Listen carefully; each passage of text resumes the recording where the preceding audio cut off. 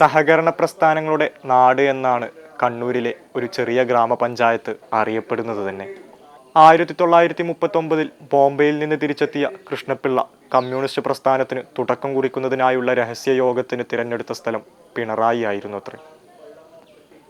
അഴിമുഖവുമായി ചേരുന്നത് അഥവാ പിണരുന്നത് എന്ന വാക്കിൽ നിന്ന് പിണറഴി എന്നും പിന്നീടത് പിണറാഴി എന്നും അത് വീണ്ടും ലോപിച്ച് പിണറായി എന്നും വിളിക്കപ്പെടാൻ തുടങ്ങിയെന്നുള്ളതാണ് ചരിത്രം.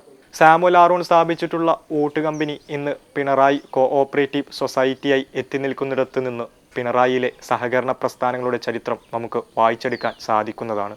ജന്മിത്ത വിരുദ്ധ പ്രക്ഷോഭങ്ങളുടെയും പല ഐതിഹാസിക സംഭവങ്ങളുടെയും കഥകൾ പിണറായി നമ്മോട് വിളിച്ചോതുന്നതായി കേൾക്കാം. നമ്മുടെ നാടിൻ്റെ പുതിയൊരു എപ്പിസോഡ് ക്യാമറ തിരിക്കുന്നത് പിണറായി എന്ന പ്രദേശത്തിൻ്റെ വിശേഷങ്ങളിലേക്കും കാഴ്ചകളിലേക്കുമാണ്. എല്ലാ മാന്യപ്രേക്ഷകർക്കും നമ്മുടെ നാടിൻ്റെ ഏറ്റവും പുതിയ എപ്പിസോഡിലേക്ക് സ്വാഗതം.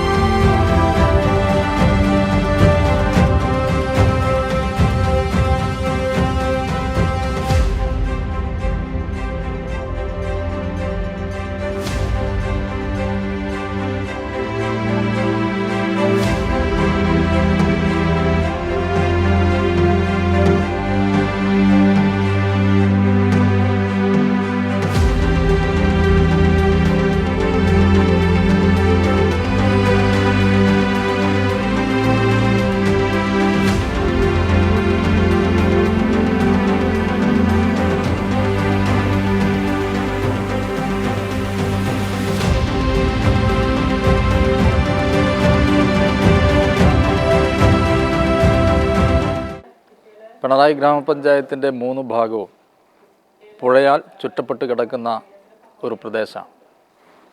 വളരെ മനോഹരമായ ഈ പിണറായി ഗ്രാമപഞ്ചായത്ത് സൗന്ദര്യവൽക്കരണ കാര്യത്തിലും മുൻപന്തിയിൽ നിൽക്കുന്ന ഒരു പഞ്ചായത്തായി ഇപ്പോൾ മാറിക്കൊണ്ടിരിക്കുകയാണ്.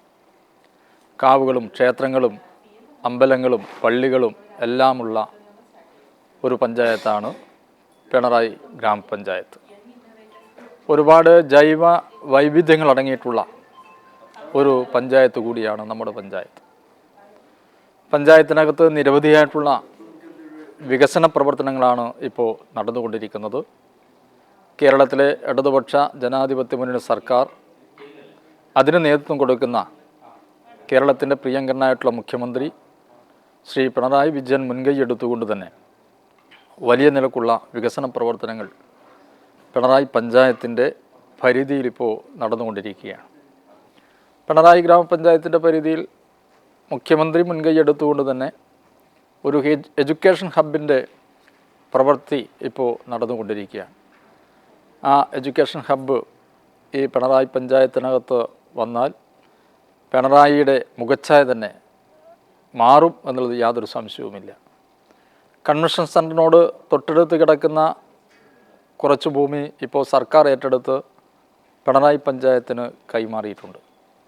ആ ഭൂമിയിൽ പ്രധാനമായും ഉദ്ദേശിക്കുന്നത് തിരുവനന്തപുരത്തെ നിശാഗന്ധി മോഡൽ ഒരു ഓപ്പൺ എയർ ഓഡിറ്റോറിയം സ്ഥാപിക്കാനാവശ്യമായിട്ടുള്ള തീരുമാനം നേരത്തെ തന്നെ പഞ്ചായത്ത് ഭരണസമിതി എടുക്കുകയുണ്ടായി.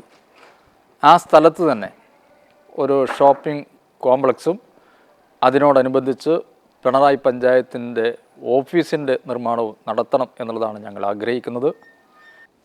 പിണറായി ഗ്രാമപഞ്ചായത്തിലെ പുതിയ ഭരണസമിതി സവിശേഷമായിട്ടുള്ള മറ്റൊരു പ്രവർത്തനങ്ങൾക്ക് കൂടി നേതൃത്വം കൊടുക്കുകയാണ്. പഞ്ചായത്തിൽ സേവനത്തിന് വന്നു ചേരുന്ന ജനങ്ങൾക്ക് അവർ സേവനം ലഭിക്കാൻ കുറച്ച് സമയം നിൽക്കുമ്പോൾ വന്നവർക്കാകെ ചായയും പലഹാരവും കൊടുക്കാൻ ഈ പുതിയ ഭരണസമിതിക്ക് സാധിക്കുകയുണ്ടായി. ഇങ്ങനെ വന്നപ്പോൾ ഞങ്ങൾക്ക് കാണാൻ പറ്റുന്നൊരു കാര്യം, കേരളത്തിൽ ആദ്യമായിട്ടായിരിക്കും ഒരു പഞ്ചായത്ത് ഇത്തരത്തിൽ സേവനത്തിന് വരുന്നവർക്കെല്ലാം പഞ്ചായത്തിൽ വെച്ച് ആദ്യമായി ചായ കൊടുക്കുക. പ്രകൃതി രമണീയമായിട്ടുള്ള സ്ഥലമാണ് പിണറായി എന്നുള്ളത് നാം മനസ്സിലാക്കിയിട്ടുണ്ട്. അതേപോലെ സഹകരണ പ്രസ്ഥാനത്തിൻ്റെ വലിയ നിലക്കുള്ള പ്രവർത്തനവും പിണറായിയിലും പരിസര പ്രദേശങ്ങളിലുമെല്ലാം നടന്നുകൊണ്ടിരിക്കുന്നുണ്ട്. ഇതൊക്കെ വന്നാൽ ജനങ്ങളുടെ ദൈനംദിന ജീവിത നിലവാരം ഒന്നുകൂടി ഉയർത്താൻ വേണ്ടി സാധിക്കും. അതിന് മുൻതൂക്കം കൊടുത്തുകൊണ്ടാണ് പിണറായി ഗ്രാമപഞ്ചായത്തും അതേപോലെ കേരളത്തിലെ ഇടതുപക്ഷ ജനാധിപത്യ മുന്നണി സർക്കാരുമെല്ലാം ഇപ്പോൾ പ്രവർത്തിച്ചു കൊണ്ടിരിക്കുന്നത്. 39 ഞാൻ ജനിക്കുന്നത്. 39 എനിക്ക് പിന്നെ കുറച്ച് കഴിയുമ്പോൾ തന്നെ അന്ന് എൻ്റെ പാർട്ടി എന്ന് പറയുന്നത് അങ്ങനെ ആവശ്യം നിർബന്ധമൊന്നുമില്ലല്ലോ. ഞാൻ പാറപ്പുറത്ത് വെച്ചിട്ട് കമ്മ്യൂണിസ്റ്റ് പാർട്ടി രൂപം കൊള്ളുന്ന കൊല്ലാന്നത്. ആ കൊല്ലാന്ന് എൻ്റെ ജന്മം. അത് ഞാൻ വെച്ചുകൊണ്ട് രൂപീകരിച്ചെന്നല്ല.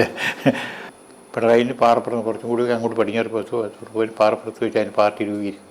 കൃഷ്ണപ്പിള്ളിയും കാര്യവും ഉണ്ടായിരുന്നു എന്നാൽ പറയുന്നത് കേട്ടത്. ഞാനന്ന് 9 വയസ്സിൽ ജനിക്കുമ്പോൾ ഒന്നും ആവില്ല, പറഞ്ഞ് കേട്ടറിവ് അങ്ങനെയാണ്. പിന്നെ കുറേ ആൾക്കാർ നാട്ടുകാർ കുറേ ഉണ്ടായിരുന്നു. അന്ന് ഇന്നുള്ള നേതാക്കന്മാരായിട്ടുള്ളവരാരുമില്ല. പിന്നെ പാണ്ഡ്യ ഗോപാലൻ മാസ്റ്റർ എന്ന് പറഞ്ഞ ഒരാളുണ്ടായിരുന്നു. അവരൊക്കെ അതിൻ്റെ ആൾക്കാരായിരുന്നു, മാഷ് തന്നെയായിരുന്നു. അപ്പോൾ അവർ ഉണ്ടായിരുന്നു. പിന്നെ വേറെ ചില ആൾക്കാർ ഒറ്റ ചെറുത് അറിയപ്പെടുന്നവരായിട്ടില്ല, എല്ലാത്തിനും കുറേ ആൾക്കാർ ആ പരിപാടിയിൽ പങ്കെടുത്തവരായിരുന്നു. ആ പരിപാടി പങ്കെടുത്തതിനോട് അതും എല്ലാം കൂടി പിന്നീട് ഒരു നിരോധിച്ചകാലം പോലെയുള്ള സമയത്താണ് പാർട്ടി പ്രവർത്തനം നടക്കുന്നത്. അങ്ങനെ രൂപം കൊണ്ടിട്ട് വളർന്നു വലുതായി ജനഹൃദയങ്ങളിലേക്ക് കയറി ചെല്ലാൻ എൻ്റെ ഒരുപാട് പഴുതുകളുണ്ടായി. ജനഹൃദയങ്ങൾ കയറി ചെല്ലുന്ന പിന്നെ പട്ടിണി കിടക്കുന്നതിൻ്റെ കൂടെ ആണെങ്കിലോ എന്നുള്ളതായിരുന്നു. ജനങ്ങളും അതോട് പൊരുത്തപ്പെട്ടു പോയ ഒരു കാലഘട്ടത്തിലാണ് പിന്നീട് അതങ്ങനെ വളർന്നു.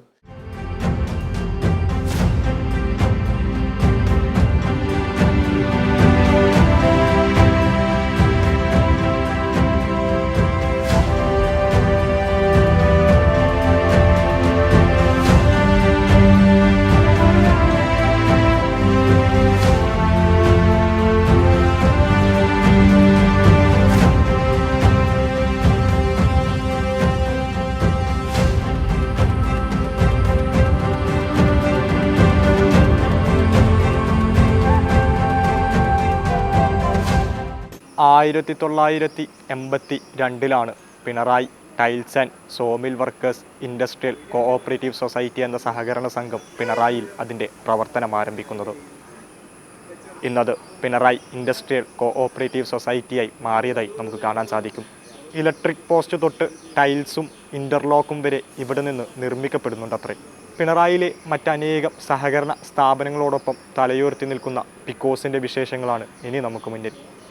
അപ്പോൾ പൊതുവിൽ ഇവിടെ ഒരു സഹകരണ ഗ്രാമം എന്നറിയപ്പെടുന്ന ഗ്രാമമാണ്. പക്ഷേ എല്ലാ സഹകരണ ഇതും ഇപ്പോൾ നിലവിലെല്ലാം ഉണ്ടോ എന്ന് ചോദിച്ചാൽ എല്ലാം ഇല്ല. ചിലതൊക്കെ ഫാർമസി മറ്റുള്ള ചില ഭാഗങ്ങൾ ആയുർവേദത്തിൻ്റെ ഇതെല്ലാം കുറേയൊക്കെ ആയിട്ട് സൊസൈറ്റി ആയിട്ടുണ്ടെങ്കിലും അതൊക്കെ കുറേ പോയിട്ടുണ്ട്. പക്ഷേ എന്നാൽ നിലവിൽ നല്ല ഇപ്പം പിക്കോസ് തന്നെ 100 കണക്കിന് ആളുകൾ പണിയെടുക്കുന്ന സ്ഥലമാണ് Picos.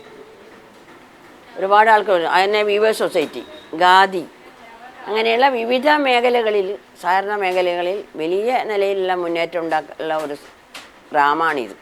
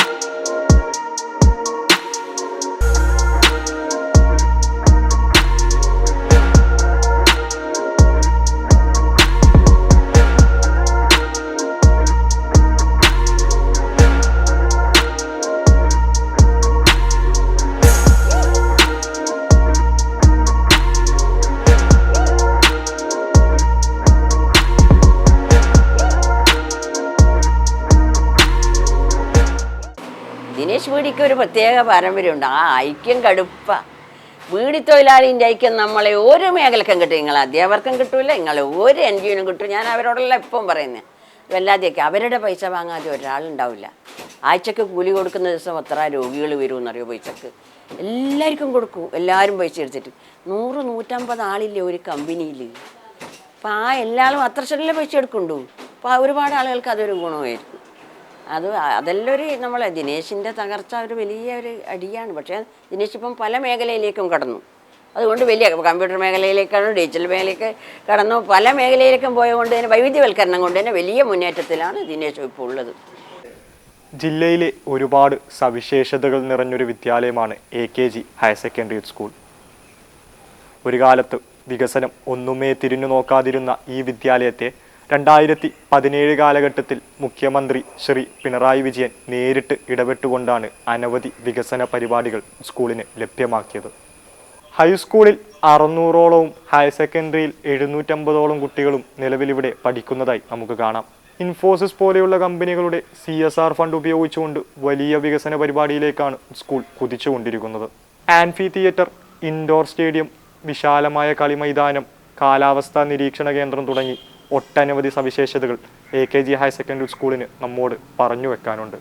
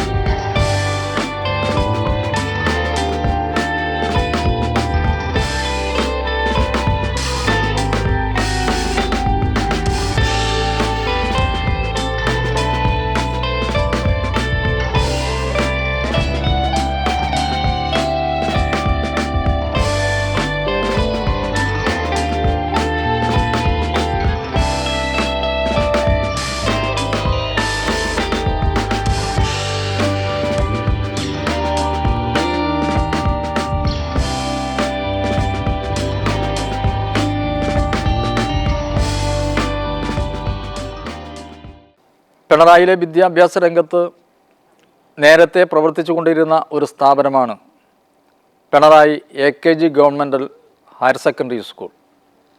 Pinarayi AKG government higher secondary school ഇന്ന് വളർച്ചയുടെ പടവിലേക്ക് പോയിക്കൊണ്ടിരിക്കുകയാണ്. അവിടെയുള്ള അക്കാദമിക് നിലവാരം ഏറ്റവും നന്നായി ഉയർത്താൻ വേണ്ടി അവിടെയുള്ള അധ്യാപകരും രക്ഷാകർത്ത സമിതിയുമെല്ലാം നല്ല നിലക്ക് മുൻകൈയെടുക്കുകയും അക്കാദമിക് നിലവാരത്തിൽ വൻ വളർച്ച ഉണ്ടാക്കാനും വേണ്ടിയും സാധിച്ചിട്ടുണ്ട്. സ്കൂളിൻ്റെ അടിസ്ഥാന സൗകര്യങ്ങൾ ഇപ്പോൾ മെച്ചപ്പെട്ട നിലയിലേക്ക് മാറിക്കൊണ്ടിരിക്കുകയാണ്. ആധുനികതയുള്ള കെട്ടിടങ്ങളും അതേപോലെ ഹൈടെക് നിലവാരമുള്ള ക്ലാസ് റൂമുകളും ഇപ്പോൾ പണിതുകൊണ്ടിരിക്കുന്നുണ്ട്. ജനങ്ങളാകെ അതിന് നേതൃത്വം കൊടുത്തുകൊണ്ടിരിക്കുന്നു. ജനങ്ങളുടെ മുൻകൈയിൽ അവിടെ സ്ഥലം ഏറ്റെടുത്ത് സർക്കാരിന് കൊടുക്കുകയും അവിടെ ആ സ്ഥലത്തുൾപ്പെടെ കെട്ടിടങ്ങൾ പണിയുന്ന ഒരു സ്ഥിതിവിശേഷമുണ്ട്. ഒരു അന്താരാഷ്ട്ര നിലവാരത്തിലേക്ക് Pinarayi AKG higher secondary school ഇപ്പോൾ മാറിയിട്ടുണ്ട് എന്നുള്ളതാണ് യാഥാർത്ഥ്യം. 1956 പിണറായി സാംസ്കാരിക സമിതിയുടെ പ്രവർത്തനങ്ങൾ ആരംഭിക്കുന്നു. ഈ സമയത്ത് സമിതിയുടെ പ്രവർത്തനം എന്താ വെച്ചാൽ പിന്നെ കലാപരമായിട്ട് രാഷ്ട്രീയമുണ്ടെങ്കിലും കലാപരമായിട്ടുള്ള പ്രവർത്തനത്തേക്ക് സമിതി നിന്നുണ്ട്. ഞാനന്ന് എനിക്ക് എത്ര വലിയ പ്രായമൊന്നും ആയില്ലെങ്കിലും ഞാനവിടെ എത്തി നോക്കുന്നൊരു ഒരാളായിരുന്നു. ഞാൻ സ്ഥിരമായിട്ട് പോയി നോക്കും. അപ്പോൾ അത് ഇന്നും എനിക്ക് നിലനിർത്താൻ കഴിയുന്നുള്ളത്. ഇന്നും ഇപ്പം തൂവില്ലാത്തതുകൊണ്ട് കുറച്ച് ദിവസമായിട്ട് ഒരു മാസമായിട്ട് ഞാൻ തൂവില്ലാന്ന് പറഞ്ഞു. എനിക്ക് മൊത്തത്തിൽ പൈപ്പിലിട്ട് വരുമ്പോൾ ആ സമയത്ത് എടുത്തു കഴിഞ്ഞിട്ടേ ഉള്ളൂ. അവിടെ പോയി സമിതിയിൽ പോയിട്ട് സ്ഥിരം ബന്ധപ്പെട്ട് അങ്ങനെ ആദ്യം ഒരു നാടകത്തിൽ പങ്കെടുക്കാൻ ഒരു വെരിഫിക്കേഷൻ എന്നുള്ളൊരു നാടകം ഉണ്ടായിരുന്നു, ചെറിയ. അങ്ങനെ അതിനകത്ത് മനസ്സിലിട്ടിട്ട് പിന്നെ 65-67 ആകുമ്പോഴേക്ക് ഒരു സമ്പൂർണ്ണ നാടകം എടുക്കുമ്പോൾ അതിൻ്റെ അകത്ത് ബന്ധപ്പെടാൻ കഴിഞ്ഞ് ആ നാടകത്തിൽ വലിയ നല്ല വേഷം ഒരു കോളേജ് സ്റ്റുഡൻ്റായിട്ട് അന്ന് ഇന്നത്തെ പള്ളിയൊന്നുമില്ല, ശരീരവും പിന്നെ മുഖവും എല്ലാത്തിനും വ്യത്യസ്തമായിട്ട് പാർട്ടി പരിപാടിക്ക് വേണ്ടിയിട്ട് ബസ്സിലും മറ്റും വണ്ടി പിടിച്ചു പോകുന്നൊരു കാലഘട്ടം ഉണ്ടായിരുന്നു. എല്ലാവരും പാർട്ടി അതിന് ചില പാട്ടും പാടാറുണ്ട്. രാഷ്ട്രീയ ഗാനങ്ങൾ വായിച്ചിരുന്നു, അങ്ങനെ പാടിയിട്ട് അങ്ങനെ ഒരു കാലഘട്ടം ഒരുപാട് കാലം അങ്ങനെ കടന്നു പോകാൻ സാധിച്ച ഒരു മഹാഭാഗ്യമായിട്ടാണ് ഞാൻ ഇപ്പോഴും കാണുന്നത്.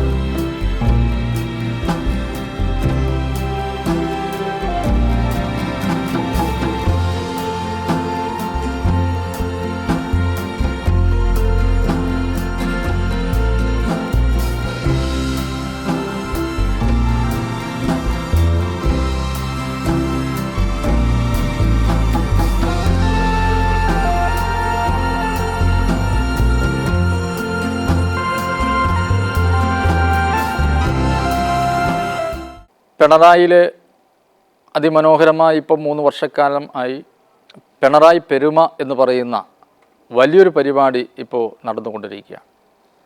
ഈ പരിപാടിയുടെ ഭാഗമായിട്ട് 14 ദിവസക്കാലം പിണറായി പഞ്ചായത്തിലെയും പരിസര പ്രദേശങ്ങളിലുള്ള പഞ്ചായത്തുകളിൽ നിന്നും പിണറായി പെരുമ കാണാൻ വേണ്ടി നിരവധിയായിട്ടുള്ള ആളുകളാണ് ഈ പിണറായി ഗ്രാമത്തിൽ എത്തിച്ചേരുന്നത്. അതുമാത്രമല്ല, ഒരു സംസ്കാരത്തെ വളർത്തിയെടുക്കുന്നതിൽ വലിയ പങ്കാണ് ഈ പിണറായി പെരുമ കൊണ്ട് ഇപ്പോൾ സാധിച്ചുകൊണ്ടിരിക്കുന്നത്. എല്ലാ മാസങ്ങളിലും പെരുമ കൾച്ചറൽ സൊസൈറ്റിയുടെ നേതൃത്വത്തിൽ പ്രതിമാസ കലാപരിപാടികൾ ഈ പിണറായിക്കകത്ത് ഈ കൺവെൻഷൻ സെൻറ്ററിൽ നടന്നുകൊണ്ടിരിക്കുന്നുണ്ട്. പിണറായിയിലെ വനിതകളുടെ നേതൃത്വത്തിൽ 1980-ലാണ് Pinarayi women's multi industrial cooperative society അഥവാ പിണറായി വനിതാ പ്രസ് പിണറായിയിൽ അതിൻ്റെ പ്രവർത്തനം ആരംഭിക്കുന്നത്. 88-ൽ പ്രിന്റിംഗ് പ്രസ്സായി മാറിയ പിണറായി വനിതാ പ്രസ് 2007-ൽ ഓഫ്സെറ്റിലേക്ക് പരിണമിച്ചതായി നമുക്ക് കാണാം. Thalassery cooperative hospital, rural bank, ആരോഗ്യ കേന്ദ്രം എന്നിവിടങ്ങളിലേക്ക് സ്ഥിരമായി ഇവിടെ നിന്നും ആവശ്യ സംഗതികൾ അച്ചടിച്ചു നൽകാറുണ്ടത്രേ. കോവിഡ് സമയങ്ങളിൽ ഇവിടെ നിന്ന് മാസ്കുകൾ ഉൽപ്പാദിപ്പിച്ച് വിപണിയിലെത്തിച്ചതായി നമുക്ക് കാണാം. ഇതേ സംരംഭത്തിൻ്റെ കീഴിൽ പിണറായിയിൽ ഒരു ഗാർമെൻറ്റ്സും പ്രവർത്തിക്കുന്നുണ്ട്. ആദ്യകാലങ്ങളിൽ തുടങ്ങി ഇപ്പോഴും സജീവമായി നിലകൊള്ളുന്ന അപൂർവം വനിതാ കൂട്ടായ്മകളിലൊന്നായ പിണറായി വനിതാ പ്രിന്റിംഗ് പ്രസിന്റെ വിശേഷങ്ങളാണ് ഇനി. 1980 ഈ സൊസൈറ്റി രജിസ്റ്റർ ചെയ്തത്. അതിനുശേഷം 1981 തന്നെ പ്രവർത്തനം ആരംഭിച്ചു. ഒരു വനിതാ സൊസൈറ്റി എന്ന നിലയിലാണ്, മൾട്ടി സൊസൈറ്റി ആയാണ് രജിസ്റ്റർ ചെയ്തിട്ടുള്ളത്. 1988 ഒരു പ്രിൻറ്റിംഗ് പ്രസ് ആരംഭിച്ചു. അതിനുശേഷം 1995 ഒരു റെഡിമെയ്ഡ് യൂണിറ്റും ഇതിൻ്റെ കൂടെ പ്രവർത്തനം ആരംഭിച്ചു. കൂടുതൽ വനിതകൾക്ക് തൊഴിൽ നൽകുക എന്ന ഉദ്ദേശത്തോടു കൂടിയാണ് ഈ സൊസൈറ്റി രൂപം കൊണ്ടത്. 50 പേരുടെ മെമ്പർഷിപ്പ് ശേഖരിച്ച് ആ വനിതകൾക്കെല്ലാം തൊഴിൽ നൽകുക എന്ന ലക്ഷ്യത്തോടെയാണ് ഇതിൻ്റെ പ്രവർത്തനം ആരംഭിച്ചിട്ടുള്ളത്. ഇതിനോടൊപ്പം തന്നെ കൺസ്യൂമർ ഫെഡറേഷൻ്റെ ഒരു നോട്ട് ബുക്ക് യൂണിറ്റും പ്രവർത്തനം ആരംഭിച്ച് കുറേ വർഷം note book, Triveni note book സംഘം നിർമ്മിച്ച് നൽകിയിട്ടുണ്ട്. അത് ഫെഡറേഷന് നൽകിയിട്ടുണ്ട്. നമ്മൾ പിണറായിയുള്ള മുഴുവൻ സഹകരണ സ്ഥാപനങ്ങളും വർക്ക്, പിണറായി പഞ്ചായത്ത്, ഗവൺമെൻറ് സ്ഥാപനങ്ങളായാലും ഇപ്പോൾ SBI എല്ലാ വർക്കും നമുക്ക് ഈ സഹകരണ സ്ഥാപനത്തിന് ലഭിക്കുന്നുണ്ട്. അതോടൊപ്പം തന്നെ തലശ്ശേരി എടുത്ത Tellicherry cooperative hospital, Tellicherry town bank, cooperative rural bank, അങ്ങനെ വിവിധ സ്ഥാപനങ്ങളുടെ വർക്ക് നമുക്ക് ലഭിക്കുന്നുണ്ട്. സ്ത്രീകളുടെ മുന്നേറ്റം പിണറായിയിൽ മോശമൊന്നുമില്ല. അത് ഭരണമായാലും അത് ഗവൺമെൻറ് ഓർഡറിനനുസരിച്ച് ഇപ്പം സഹകരണ സംഘങ്ങളിൽ 9 അംഗം ഉണ്ടെങ്കിൽ 11 അംഗം ഉണ്ടെങ്കിൽ 3 പേർ സ്ത്രീ വേണം. അത് 3 സ്ത്രീകൾക്കും കൊടുക്കും. അതുപോലെ തന്നെ പഞ്ചായത്തിൻ്റെതും എല്ലാം എല്ലാം സ്ത്രീകൾക്ക് പുരുഷനോടൊപ്പം തന്നെയാണ് ആടെ നമ്മൾ കാണുന്നത്. അതാ പുരോഗമന ചിന്താഗതി തന്നെയാണ് കേട്ടോ. അതിൻ്റെ ഒരു മാറ്റമാണ്. തദ്ദേശ സ്വയംഭരണ വകുപ്പിൻ്റെ കീഴിൽ ജില്ലയിൽ ആദ്യമായൊരു കൺവെൻഷൻ സെൻറ്റർ ആരംഭിക്കുന്നത് പിണറായിലാണ്.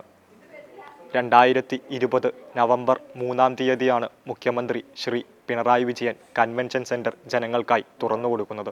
900 പേർക്ക് ഇരിക്കാവുന്ന ഓഡിറ്റോറിയവും 450 പേർക്ക് ഭക്ഷണം കഴിക്കാവുന്ന ഡൈനിങ് ഹാളുമാണ് കൺവെൻഷൻ സെൻറ്ററിൻ്റെ പ്രത്യേകത. ജൈവമാലിന്യ സംസ്കരണവും വേസ്റ്റ് വാട്ടർ മാനേജ്മെൻറ്റ് സിസ്റ്റവും കൺവെൻഷൻ സെൻറ്ററിൻ്റെ മറ്റു പ്രത്യേകതകളാണ്.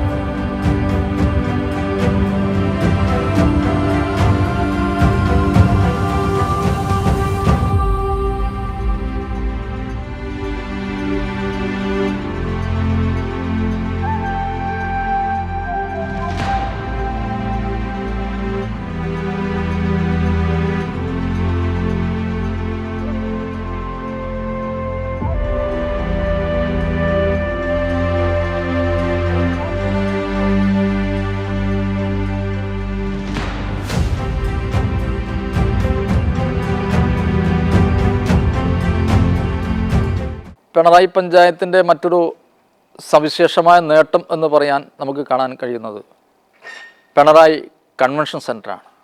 അതിമനോഹരമായിട്ടുള്ള, പ്രകൃതി രമണീയമായിട്ടുള്ള സ്ഥലത്താണ് പിണറായി കൺവെൻഷൻ സെൻറ്റർ നിർമ്മിച്ചിട്ടുള്ളത്. ഇവിടെ നിരന്തരം പരിപാടികളും ഇപ്പോൾ നടന്നുകൊണ്ടിരിക്കുന്നുണ്ട്. ആ കൺവെൻഷൻ സെൻറ്റർ കാണാൻ വേണ്ടി തന്നെ നിരവധി ആളുകൾ ഇപ്പോൾ വന്നുകൊണ്ടിരിക്കുകയാണ്. 2017 കാലഘട്ടത്തിലാണ് ഇൻഡസ്ട്രിയൽ ട്രെയിനിങ് ഇൻസ്റ്റിറ്റ്യൂട്ട് പിണറായിയിൽ അതിൻ്റെ പ്രവർത്തനം തുടങ്ങുന്നത്. Machine, motor vehicle, electrician, fitter എന്നീ കോഴ്സുകളാണ് ഇവിടെ നിന്ന് നൽകപ്പെടുന്നത്. 2 വർഷത്തെ കോഴ്സിൽ തിയറിയേക്കാൾ പ്രാക്ടിക്കലിനാണ് പ്രാധാന്യം നൽകുന്നത്. ഇവിടെ നിന്നും കോഴ്സ് പഠിച്ചിറങ്ങുന്നതോടുകൂടി ഇന്ത്യയിലെ നിരവധി ഫാക്ടറികളിലേക്ക് വിദ്യാർത്ഥികൾക്ക് പ്ലേസ്മെൻറ്റ് നൽകപ്പെടുന്നതായി നമുക്ക് കാണാൻ സാധിക്കും. ഇനി നമ്മുടെ മുന്നിൽ ITIയുടെ വിശേഷങ്ങളാണ്. ഈ ഗവൺമെൻറ് ITI പിണറായി പിണറായി പഞ്ചായത്തിലെ ഒരു തൊഴിലധിഷ്ഠിതമായ കോഴ്സ് നടത്തുന്ന ഏക സ്ഥാപനമാണ്. ഇത് 2017 ഈ സ്ഥാപനം തുടങ്ങുന്നത്. നമുക്ക് നിലവിൽ ഇവിടെ 3 ട്രേഡായിട്ടാണ് ഇവിടെ വർക്ക് ചെയ്യുന്നത്. ആ ട്രേഡുകൾ എന്ന് പറഞ്ഞാൽ electrician trade, fitter trade, mechanic motor vehicle trade എന്നിങ്ങനെ 3 ട്രേഡുകളുള്ളത്. ഒന്ന് 2 മെക്കാനിക്കൽ വിഭാഗമായി ബന്ധപ്പെട്ടതും ഒന്ന് ഇലക്ട്രിക്കൽ വിഭാഗമായി ബന്ധപ്പെട്ട ട്രേഡുകളാണ്. നമുക്ക് ഒരു വർഷത്തെ ഇൻടേക്ക് എന്ന് പറഞ്ഞാൽ 64 കുട്ടികളാണ്. അതിൽ ഇലക്ട്രീഷ്യൻ ട്രേഡിൽ 20 കുട്ടികൾ, ഫിറ്റർ ട്രേഡിൽ 20 കുട്ടികൾ, മെക്കാനിക് മോട്ടോർ വെഹിക്കിൾ ട്രേഡിൽ 24 കുട്ടികൾ. ഇങ്ങനെ മൊത്തം ഒരു വർഷത്തെ ഇൻടേക്ക് വരെ 64 കുട്ടികളാണുള്ളത്. ഇതിലെ കോഴ്സ് സാധ്യതകൾ എന്ന് പറഞ്ഞു കഴിഞ്ഞാൽ ഇവർക്ക് കോഴ്സ് കഴിയുന്ന കുട്ടികൾക്ക് VSSC, റെയിൽവേസ്, അങ്ങനെ കേന്ദ്ര പൊതുമേഖലാ സ്ഥാപനങ്ങളും സംസ്ഥാന സ്ഥാപനങ്ങളായാലും ഇവിടെയെല്ലാം അപ്രന്റീസ്ഷിപ്പായിട്ടും അല്ലാതെ ഒഴിവുകളുമായിട്ടും ഇവർക്ക് തൊഴിൽ സാധ്യതകൾ ഉള്ള സ്ഥലം തന്നെയാണ്. പിന്നെ നമുക്ക് നമ്മുടെ സ്ഥാപനത്തിൽ പറയുകയാണെങ്കിൽ ഇവിടെ ഒരു കരിയർ ഗൈഡൻസ് സെല്ലുണ്ട്. പ്ലേസ്മെൻറ്റ് സെല്ലായിട്ട് തന്നെയാണ് പ്രവർത്തിക്കുന്നത്. നമ്മളിവിടുന്ന് കുട്ടികൾക്കെല്ലാം പഠിച്ച കുട്ടികൾക്കെല്ലാം 100% പ്ലേസ്മെൻറ്റ് കിട്ടാനുള്ള ഒരു അസിസ്റ്റൻസ് കൊടുക്കാറുണ്ട്. അങ്ങനെ നമുക്കിവിടെ ബാംഗ്ലൂർ, മൈസൂർ, ചെന്നൈ, കേരളത്തിനകത്തും പുറത്തുമായിട്ട് നമ്മളിവിടെ എല്ലാവരും കുട്ടികളെ പ്ലേസ് ചെയ്യാറുണ്ട്. ഇപ്പോൾ തന്നെ നമ്മൾ പരീക്ഷ കഴിഞ്ഞ ഉടനെ തന്നെ റിക്വയർമെൻറ്റുമായിട്ട് കമ്പനികൾ വരികയും അവരെല്ലാം നമ്മൾ ഇൻ്റർവ്യൂ ചെയ്തുകൊണ്ട് കുറച്ച് പേരെ ചെയ്തുകൊണ്ടിരിക്കുന്നത്. അപ്പോൾ ഒരു തൊഴിലധിഷ്ഠിതമായ കോഴ്സ് നടത്തുന്ന ഈ പഞ്ചായത്തിലെ ഒരു ഏക സ്ഥാപനം, ഗവൺമെൻറ് സ്ഥാപനം ഇത് തന്നെയാണുള്ളത്. പിണറായി തന്നെ ഒരു വിദ്യാഭ്യാസ സമുച്ചയം ഉടനെ വരുന്നുണ്ട്, എഡ്യൂക്കേഷൻ ഹബ്ബ് എന്ന് പറയും. ആ സ്ഥാപനത്തിലേക്ക് നമ്മുടെ ഇപ്പോഴത്തെ സ്ഥാപനം നമ്മൾ എഡ്യൂക്കേഷൻ ഹബ്ബിലോട്ട് നമ്മൾ മാറുകയുന്നുണ്ട്. നമുക്ക് ഫസ്റ്റ് ഗ്രേഡ് ആയിട്ട് ഉയർത്തും. അതിൽ 12 ട്രേഡ് ഉൾപ്പെടെ ഉള്ള ഒരു ബൃഹത്തായ ഒരു സ്ഥാപനമായിട്ടായിരിക്കും എഡ്യൂക്കേഷൻ ഹബ്ബിൽ നമ്മുടെ ITയിൽ ഉണ്ടാവുക. പിന്നെ നമ്മുടെ ITയിൽ തന്നെ നമുക്ക് ഈ നൈപുണ്യ കർമ്മസേന എന്ന് പറഞ്ഞിട്ട് ഇലക്ട്രിക്കൽ വിഭാഗത്തിൽ ഒരു നൈപുണ്യ കർമ്മസേന എന്ന് പറഞ്ഞിട്ട് ഒരു ചെറിയൊരു ഘടകം വർക്ക് ചെയ്യുന്നുണ്ട്. അത് എങ്ങനെയാണ് ഫംഗ്ഷൻ ചോദിച്ചാൽ നമുക്ക് നമ്മുടെ ചുറ്റുവട്ടത്തുള്ള മറ്റേ പ്രൈമറി ഹെൽത്ത് സെൻറ്റർ, അംഗൻവാടി, ഇവിടെയെല്ലാം നമ്മൾ ഇലക്ട്രിക്കൽ വർക്കുമായിട്ട് ബന്ധപ്പെട്ട് നമ്മുടെ കുട്ടികൾ പോയി അവിടെ മെയിൻ്റനൻസ് വർക്കൊക്കെ, ചെറിയ വർക്കുകൾ മെയിൻ്റനൻസ് ഒക്കെ ചെയ്ത് കൊടുക്കുന്നതാണ്. അത് നമ്മുടെ ഡിപ്പാർട്ട്മെൻറ്റിൻ്റെ തലത്തിലുള്ള ഒരു ഇനിഷ്യേറ്റീവാണ് നൈപുണ്യ കർമ്മസേന എന്ന് പറയും. അത് ഇവിടെ തന്നെ നമ്മൾ നല്ല രീതിയിൽ തന്നെ അത് പ്രവർത്തിച്ച് പോകുന്നുണ്ട്. പിന്നെ നമുക്കൊരു ഇലക്ട്രിക്കൽ വിഭാഗത്തിന് ഒരു പ്രൊഡക്ഷൻ സെൻ്റർ ഉണ്ട്. അത് LED മാല പ്രൊഡക്റ്റ് ചെയ്ത് നമ്മൾ വിൽക്കുന്ന ഒരു ഇതും കൂടെ നമുക്കിവിടെ ഉണ്ട്. അത് ITകളിൽ വളരെ ചുരുങ്ങിയ ITകൾ മാത്രമേ നമ്മൾ ഇവിടെ അത് നടത്തുന്നുണ്ട്. ഇലക്ട്രിക്കൽ വിഭാഗത്തിൽ തന്നെയാണ്.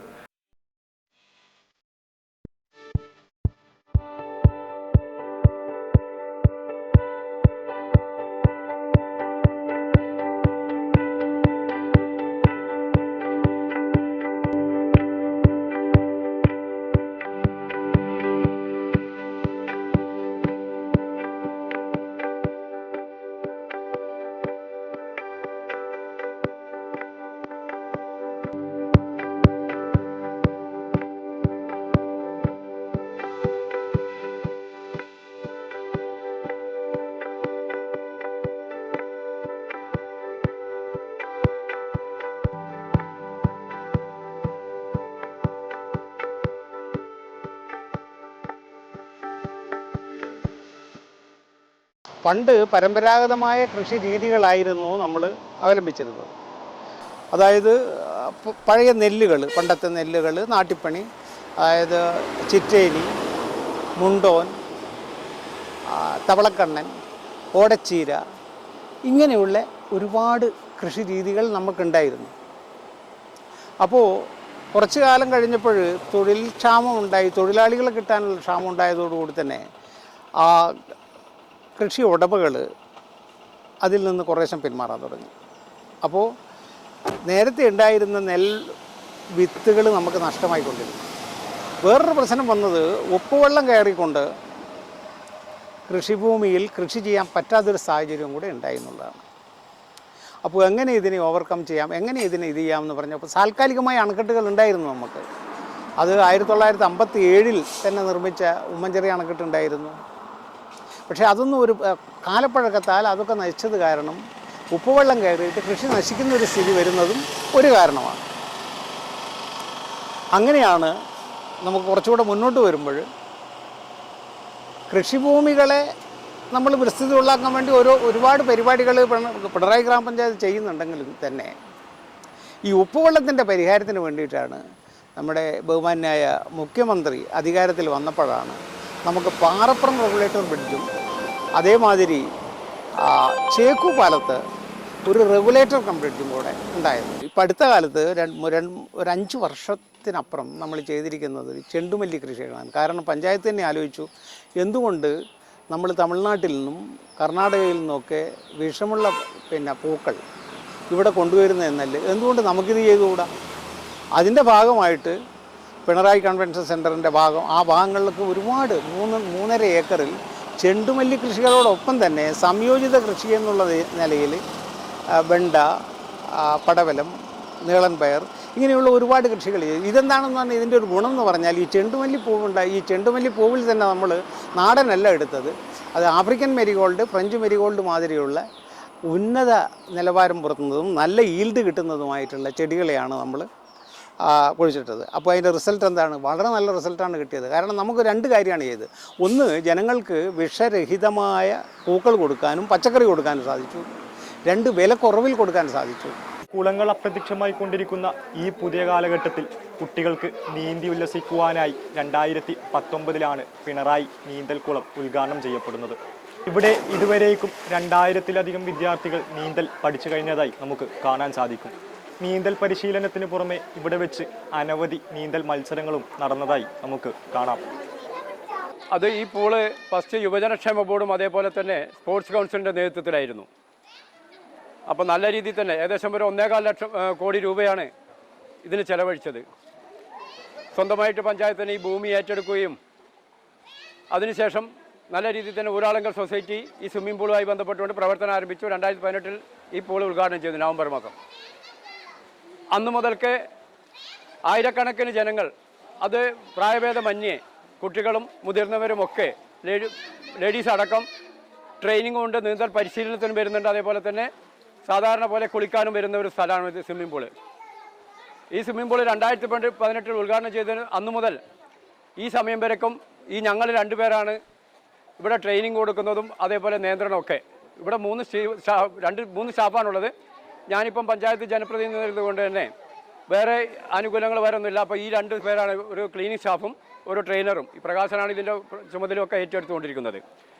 നമ്മൾ ഈ അധ്യയന വർഷം, ഈ സ്കൂൾ അവധിക്കാലം ഏകദേശം 100-200ഓളം കുട്ടികൾക്ക് ഇത്തവണ നമ്മൾ ട്രെയിനിങ് കൊടുത്തിട്ടുണ്ട്. നല്ല രീതിയിൽ തന്നെ ശാസ്ത്രീയമായ നീന്തൽ പരിശീലനമാണ് ഇവിടെ നടന്നുകൊണ്ടിരിക്കുന്നത്. നമ്മുടെ സമയക്രമീകരണം എന്ന് പറഞ്ഞാൽ കാലത്ത് 5:30 മണിക്ക് ഈ പൂൾ ഓപ്പൺ ആവും. 5:30 മണി മുതൽ 8 മണി വരെ സ്വിമ്മിങ് ട്രെയിനിങ്ങും അതിനുശേഷം 1 മണിക്കൂർ സാധാരണ വരുന്ന ജനങ്ങൾക്ക് കുളിക്കാനുള്ള സൗകര്യവും ഇവിടെ ഏർപ്പാട് ചെയ്യുന്നുണ്ട്, രാവിലെ 9 മണി വരെ. അതിനുശേഷം ഉച്ചയ്ക്ക് 3 മണി മുതൽ 6 മണി വരെയാണ്. 3 മണി മുതൽ 6 മണി എന്ന് പറയുന്നത് സാധാരണ വരുന്ന ജനങ്ങൾക്ക് കുളിക്കാനുള്ള ഒരു അവസരമായിട്ടാണ് നമ്മളിവിടെ ഉപയോഗപ്പെടുത്തുന്നത്. മിതമായ പൈസയാണ്, പഞ്ചായത്തിൻ്റെ ഗവൺമെൻറ്റിൻ്റെ പ്രോപ്പർട്ടി എന്നതുകൊണ്ട് തന്നെ ചെറിയ പൈസക്കാണ് ഇവിടെ നീന്തൽ പഠിപ്പിക്കാനും അതേപോലെ കുളിക്കാൻ വരുന്നവർക്കും ചെറിയ ഈ പൈസയാണ് നമ്മൾ ഈടാക്കുന്നത്. ഞങ്ങൾ പഠിപ്പിച്ച കുട്ടികൾ ഇപ്പം ഇന്നൊരു മീറ്റ് നടന്നുകൊടുക്കുക, സെലക്ഷൻ നടന്നുകൊണ്ടിരിക്കുകയാണ്. സ്റ്റേറ്റ് ലെവലൊക്കെ പങ്കെടുത്ത കുട്ടികൾ, നമ്മൾ ഇവിടുന്ന് പഠിപ്പിച്ച കുട്ടികൾ സ്റ്റേറ്റ് മീറ്റിനടക്കം പങ്കെടുക്കുന്ന ഒരു ഇതുണ്ട്. ഇപ്പോഴും കുട്ടികൾ ഇവിടെ കാലത്തും വൈകുന്നേരം വന്ന് പ്രാക്ടീസ് ചെയ്തുകൊണ്ട് ഇന്നൊരു മീറ്റ് മമ്പറം സ്കൂൾ നടന്നുകൊണ്ടിരിക്കുകയാണ്. അവിടെ നമ്മൾ പങ്കെടുപ്പിക്കുന്ന കുട്ടികളെല്ലാം ഒക്കെ 1ാം സ്ഥാനം 2ാം സ്ഥാനം കരസ്ഥമാക്കിക്കൊണ്ട് ഇനിയും കഴിഞ്ഞില്ല, പരിപാടി കഴിഞ്ഞില്ല. അതേപോലെ തന്നെ ഈ സബ് ജില്ലാ മത്സരം, വിദ്യാഭ്യാസപരമായിട്ട് സബ് ജില്ലാ മത്സരങ്ങളൊക്കെ തലശ്ശേരി സബ് ജില്ലയും കൂത്തുപറമ്പ് ഇങ്ങനെയുള്ള സബ് ജില്ലാ മത്സരങ്ങളൊക്കെ കണ്ണൂർ ജില്ലയിൽ വേറെ പൂളില്ലാത്തത് കൊണ്ട് തന്നെ ഇവിടെ വെച്ചിട്ടാണ് സബ് ജില്ലാ മത്സരങ്ങൾ, വിദ്യാലയങ്ങളുമായി ബന്ധപ്പെട്ട സബ് ജില്ലാ മത്സരം ഈ പൂളിൽ വെച്ചിട്ടാണ് നടത്തിക്കൊണ്ടിരിക്കുന്നത്.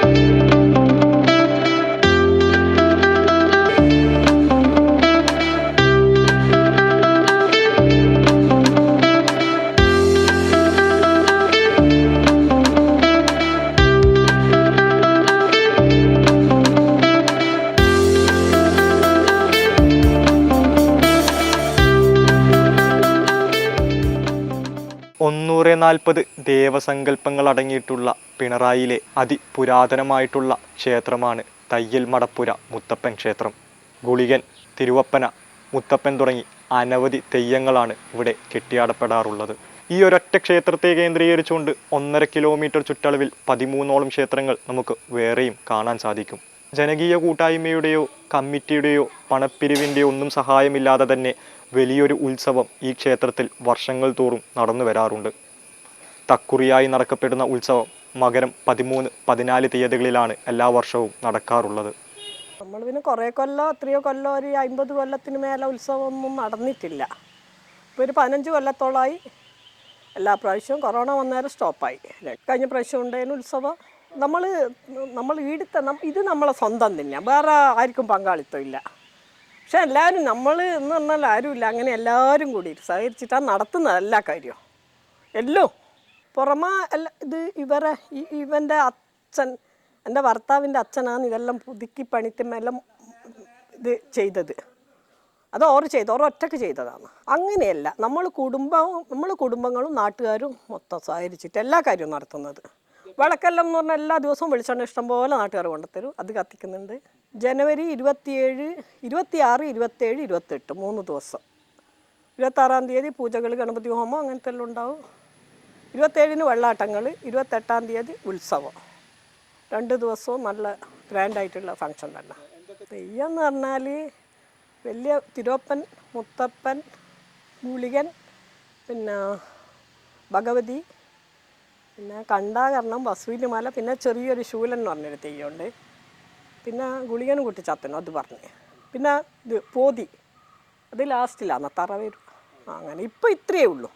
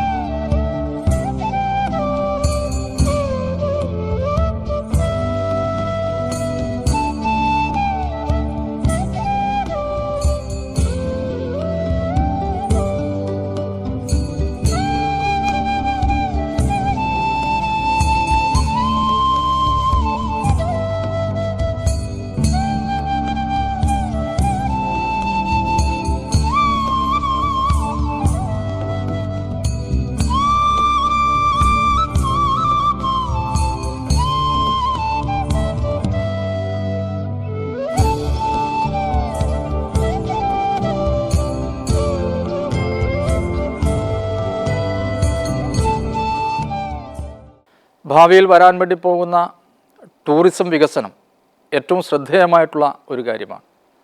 പഞ്ചായത്തിൻ്റെ പരിധിയിൽ ഇപ്പോൾ ടൂറിസം വികസനത്തിൻ്റെ ഭാഗമായിട്ട് 2 ബോട്ട് ടെർമിനലുകൾ ഇപ്പോൾ സ്ഥാപിച്ചു കഴിഞ്ഞിട്ടുണ്ട്. അതിൻ്റെ പ്രവൃത്തി പൂർത്തീകരിച്ച് കഴിഞ്ഞു. ഇനി ബോട്ട് സർവീസിനെ സംബന്ധിച്ച് ആലോചിക്കേണ്ടുന്ന കാര്യമുണ്ട്. തെയ്യത്തിൻ്റെ, പൂരക്കളിയുടെ, സർക്കസിൻ്റെ, കോൽക്കളിയുടെ ധന്യാനുഭവങ്ങളാൽ സമ്പന്നമായിട്ടുള്ള പിണറായി പഞ്ചായത്തിൻ്റെ വിശേഷങ്ങൾ ഇവിടം കൊണ്ട് അവസാനിക്കുന്നില്ല. പിണറായി പെരുമ പോലെയുള്ള സാംസ്കാരിക പരിപാടിയിലൂടെ ലോകത്തിൻ്റെ മുന്നിൽ തന്നെ തലയുയർത്തി നിൽക്കുന്ന പിണറായി ഗ്രാമപഞ്ചായത്തിന് ഇനിയും മുന്നേറാൻ കഴിയട്ടെ എന്ന് നമുക്ക് ആശംസിക്കാം. നമ്മുടെ നാടിൻ്റെ അടുത്തൊരു എപ്പിസോഡുമായി വീണ്ടും കാണും വരേക്കും എല്ലാ മാന്യ പ്രേക്ഷകർക്കും നന്ദി, നമസ്കാരം.